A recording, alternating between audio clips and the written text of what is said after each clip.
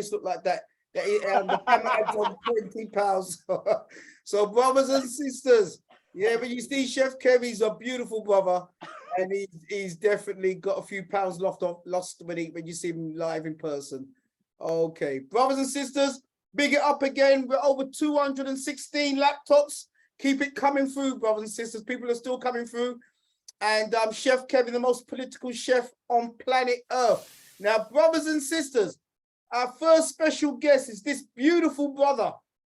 You know, I was introduced to him by Brother Davis, a beautiful, beautiful brother that I love, Brother Davis, who runs the Manor Academy Global.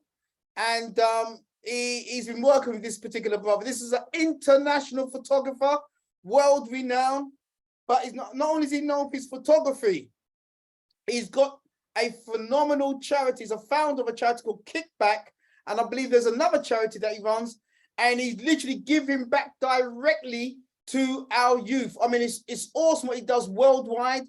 And he came to the UK on this week. He came to the UK, and he worked with the young people in Manor Academy, and he worked with the young people in the West Side Young Leaders Academy. He took them out to the cinema. He literally paid for a meal for them. He then gave away free sneakers and trainers, and then had a powerful discussion about, you know, the movie, The Woman King. I mean, this brother is a G.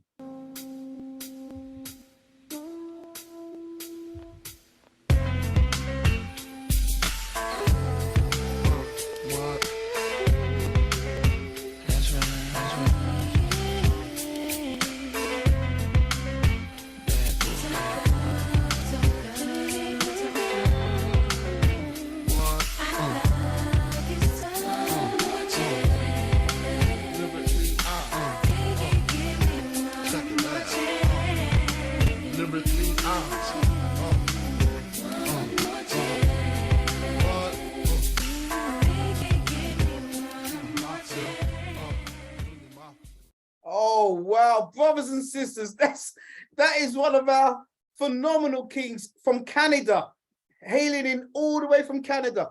Brother Jamal, are you with us? I'm hoping the brother is with us. We're linking him in. Oh, look at my brother. Brother, not only you're a phenomenal photographer, you're handsome in the backside, man. You could be doing the modeling yourself, King. Well, go on, King. You're on mute. You're on mute. Yes. How are you? Thank you for having me today. Come on, my big brother, man. Proud of you, King. How are you doing? Thank you. I'm feeling blessed. I'm feeling welcomed. I've been here for almost a week now, and it's been amazing hanging out with you. We watched the same film, Woman King.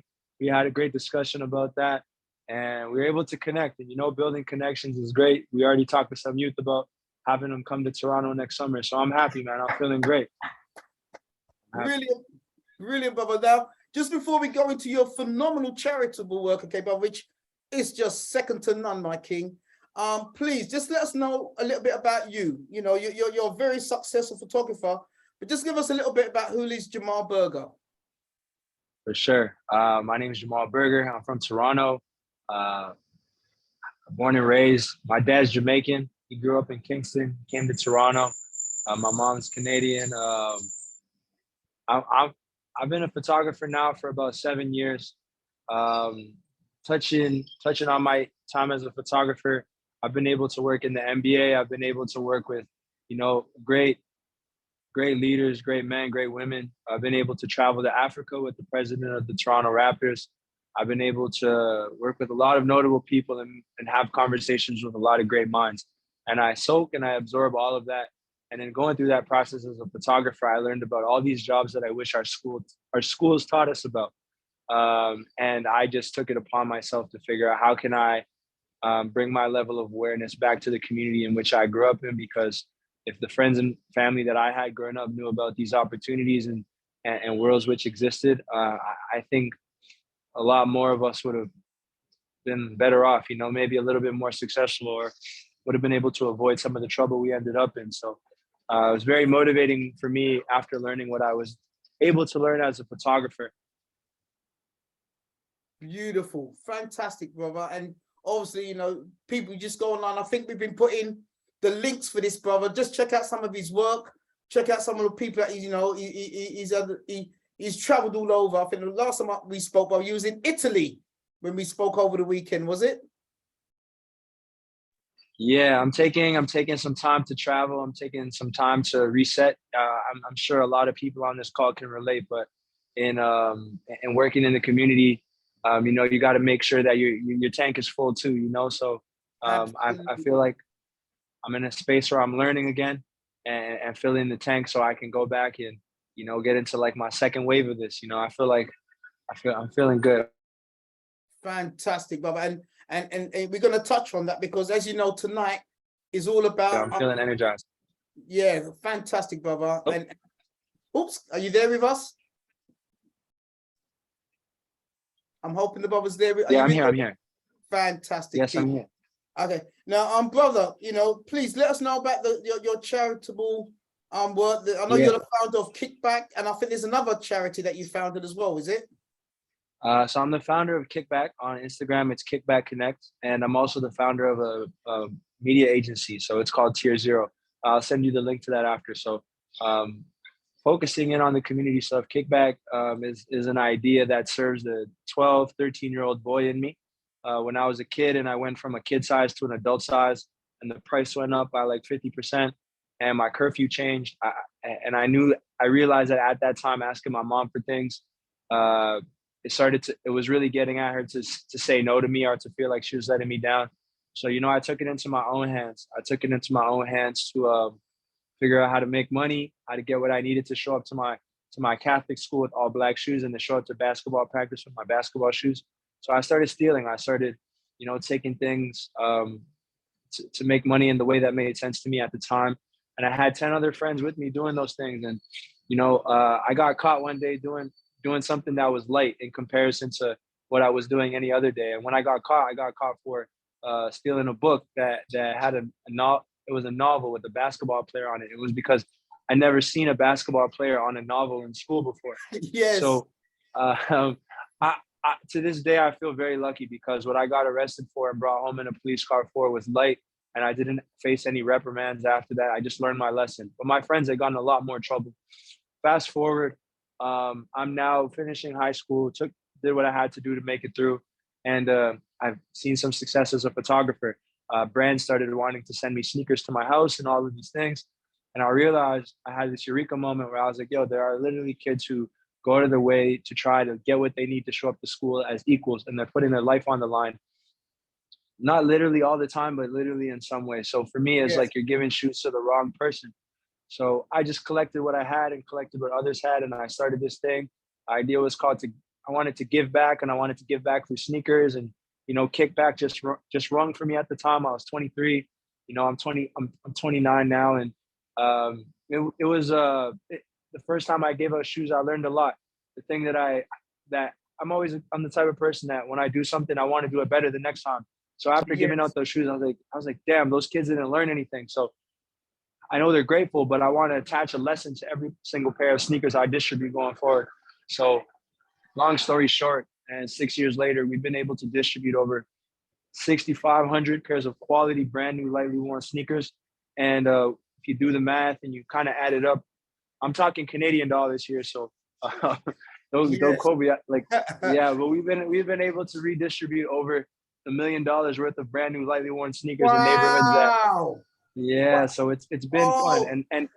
And every sneaker we give away, we try to connect it to a lesson, opportunity, or mentorship, or a prompt for the kids to dive inwards. So I feel very lucky to still be able to do this, because to even be doing this after 5 years with, you know, support, but not the support we need to make this, like, you know, fully operational. I'm just grateful to be here. I'm grateful to be welcomed by the communities in London. I'm grateful to, you know, make these connections with you, Andrew, the people here on this call, and also, you know, Davis. Davis has been a brother to me, a big brother to me, and I've learned a lot from him. And I'm just very grateful. He told me how much you've done for him. So, you know, we pass the torch, and I'm just grateful to be here before you guys. So thank you. Brother, I don't know if you can see the chat line, but brothers and sisters are going, you know, they're just thanking you. Brothers and sisters, come on, man. as in your 20s, you're giving back. Many people in their 20s, brother, when they get success, they're not giving back because we've been trained that it's material world that, you know, the more you get is the more you want. But brothers and sisters, if you're feeling my brother Jamal, drop some ones, brother. I don't know if you can see the chat room. Yeah, I can say something. And I want to say one more thing. For me, Please. I know I started doing this very early on, but I feel like sometimes we try to get through the tunnel and then try to show people, but I want to go through the tunnel with the kids. Woo! You know? Carry on. I want to go through it with them.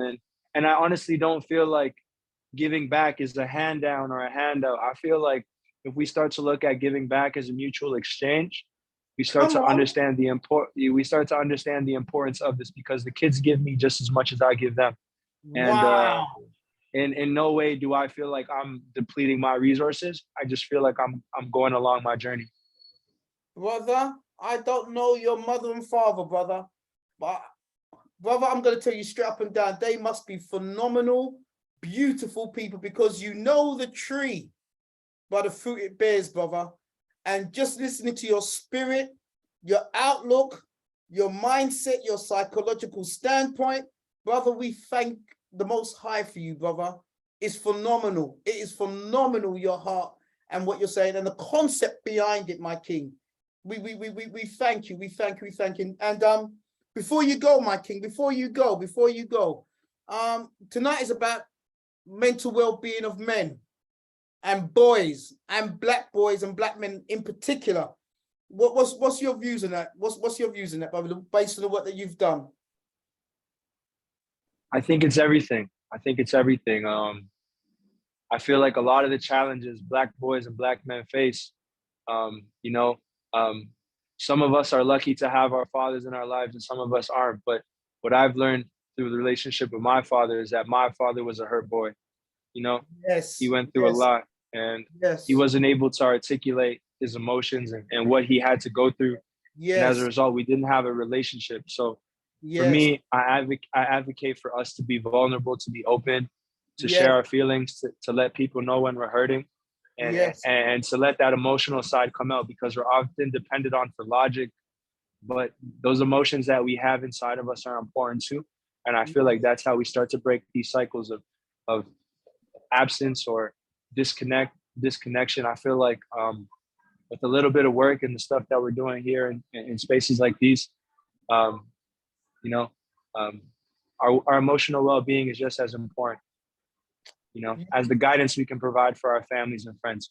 So I'm definitely in high support of that. And, I write every day. I try to make sure that I'm as open and as vulnerable as I need to be to let people know that I'm good or not good. And here's how I can support you, or here's how you can support me.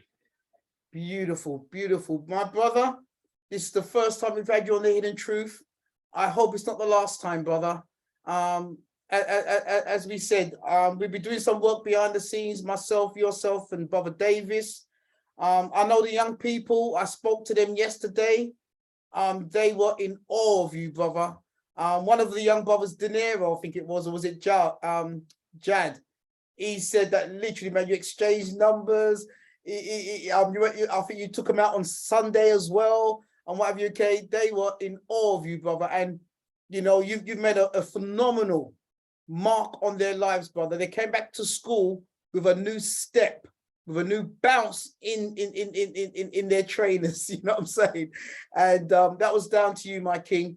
Before you go, brother, are there any other last words you'd like to say before you go? I just want to say thank you for everyone listening today. I'm here. I'm happy to be here in London. I'll be back. I know at some point I'll be able to meet some of you in person, and I hope there's more overlap in the future, in person, through chats, through conversations like this. I'm just grateful. Thank you for trusting me and giving me your attention for the time that I spoke today. Beautiful, beautiful, beautiful. Sister Samara, I don't know if you're still online. Were there any points that you'd like to read out from the chat line? Not questions, just points right now. Well, outside of the love that brother Jamal definitely deserves, and by the way, in terms of British pounds, that's about 700,000 British pounds, $1 million Canadian dollars. We are talking some serious figures that our king has been able to help these young people with. But there was actually a comment, and forgive the pronunciation of the name, I believe it's Achea, who says, I was taught if you cannot give when you do not have, sorry, losing my voice, I was